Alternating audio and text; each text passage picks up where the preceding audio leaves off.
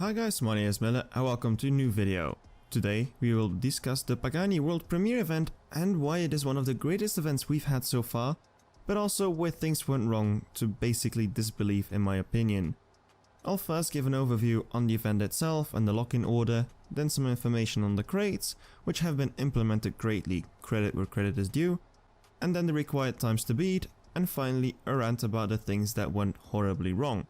Well, don't get me wrong here though, I really liked the event and it was great, but it could have been so much greater were it for better decisions. So to start off, what is a Pagani World Premiere Event? It is an 80 races long ladder with a combination of sprint races, speed traps and relay races in celebration for the game exclusive world premiere of the Pagani Huayra Roadster BC, which is a first off in gaming world and in car history.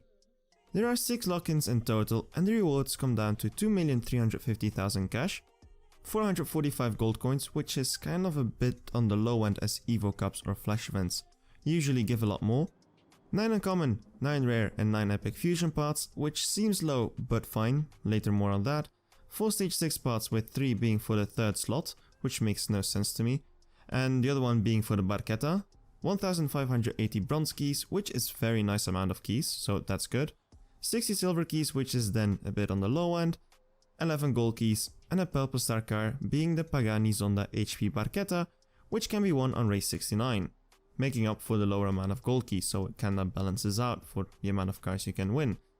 I know I'm being critical here, but to attract more people I would increase the rewards, as I've seen some Reddit posts and some Facebook posts saying rewards are too low and not really worth it to buy a car to invest in to actually run the event with.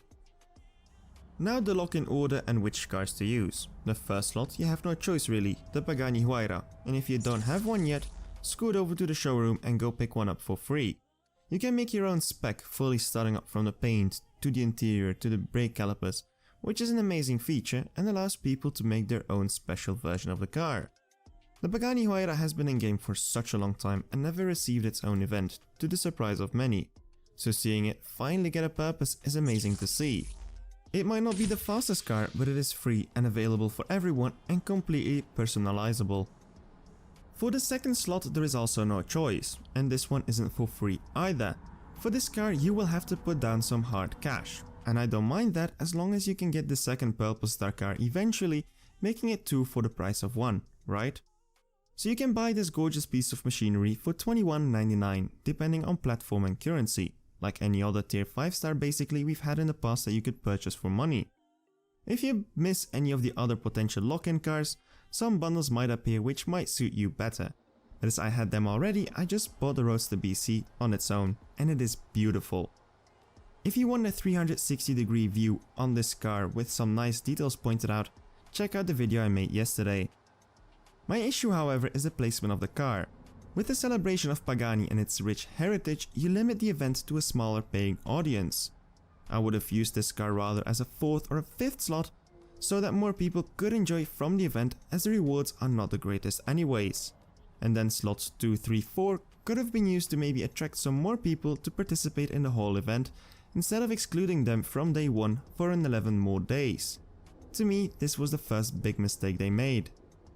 Slots 3 to 5 are spread over various possible cars. You have the choice between the Formula Italia cars, which were the MC12 Stradale, the Veneno, Zonda Revolution or Centenario Roadster, with the Ad Persona and blue paint job. Here I'm confused to why the other Centenarios cannot be used, while the Formula Italia did allow you to use the others. The other 3 cars which you can use are the Huayra BC, the Huayra Roadster and the Lamborghini Countach. Yesterday I was surprised about the Countach being an option, but as some pointed out, it is a car which Horacio has some ties with and some history with. So for the 3rd slot I do suggest using the Countach, as it is the slot rewarding the most stage 6 parts, with 3 out of the 4 total stage 6 parts being rewarded.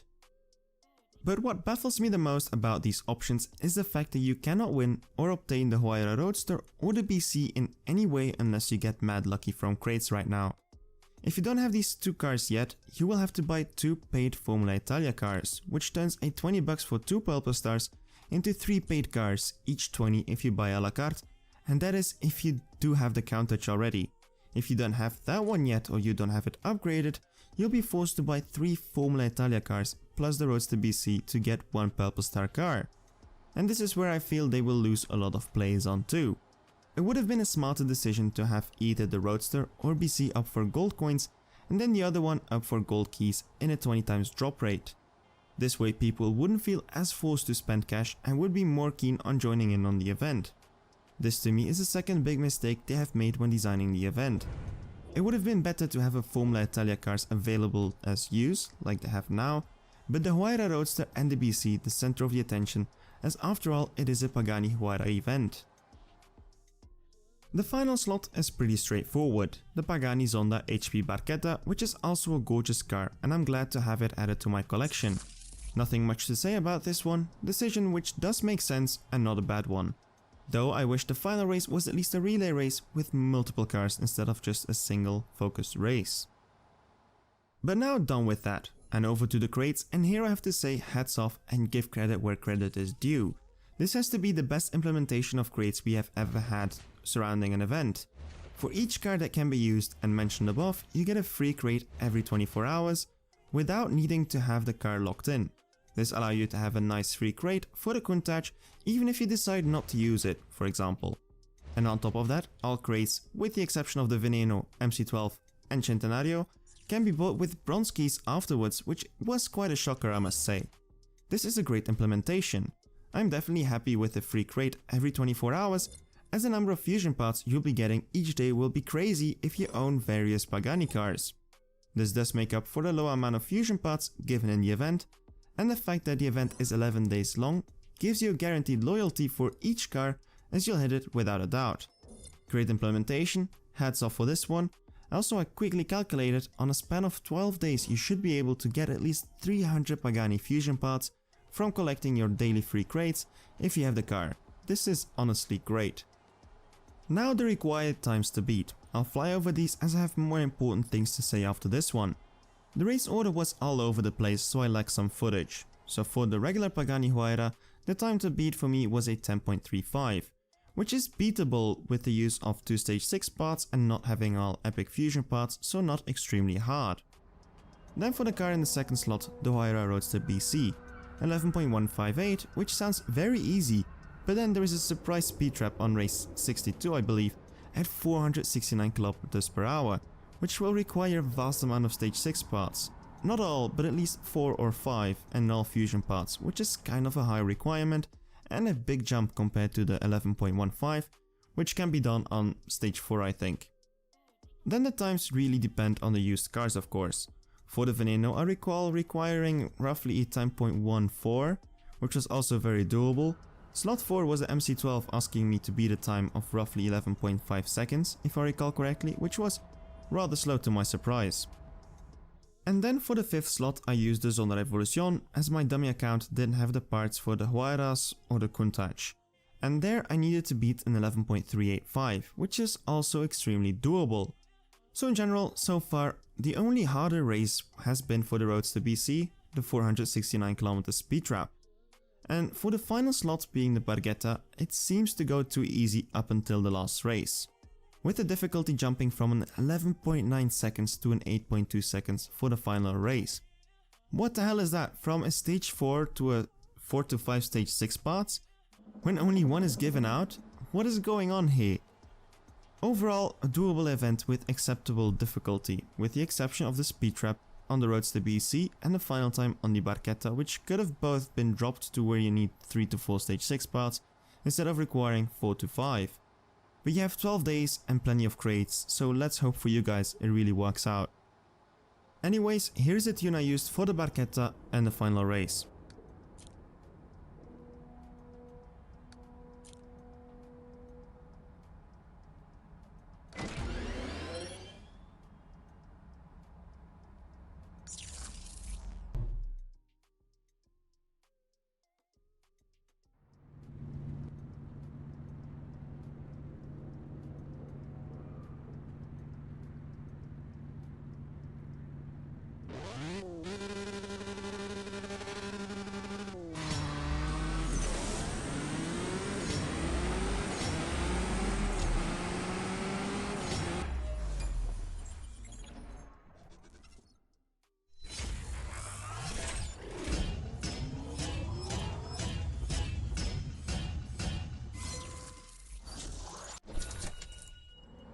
Now my rant on what went so wrong with the event. So we already listed the odd forcing you to buy a car in the second slot, but having free cars after that one, and the free cars not being obtainable, forcing you to pay a lot more on stock cars without upgrades, and also the very inconsistent jumps in difficulty level.